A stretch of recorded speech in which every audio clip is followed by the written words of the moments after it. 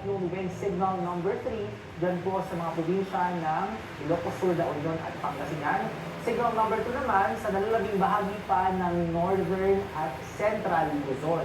Sa Metro Manila po ay signal number 1 na lamang tayo, kasama pa yung ibang bahagi po ng Calabarzon, Mindoro Provinces, Northern Palawan, Romblon, Marinduque, din po ang buong Kabikulan, ilang bahagi ng Western Visayas at maging dyan po sa ilang lugar pa sa Eastern Visayas.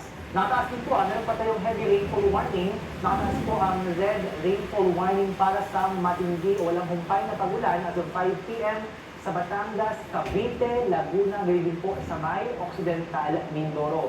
Orange warning level naman para sa matinding pagulan dito po sa ating sa Metro Manila, Bataan, Zambales, Rizal, Quezon Province at dyan po sa Northern Palawan.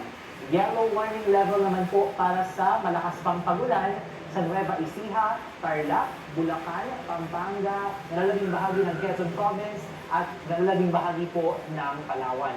Inaasahan po tuloy-tuloy pagkikilos ang bagyo papunta sa gitna ng West Philippine Sea at ito ay posibleng makalabas na ng Philippine Area of Responsibility sa araw po ng Biyernes. Ngayon po ay nakikita na merong magiging pag-move itong bagyo or kilos pabalik po sa ating bansa dahil posible ito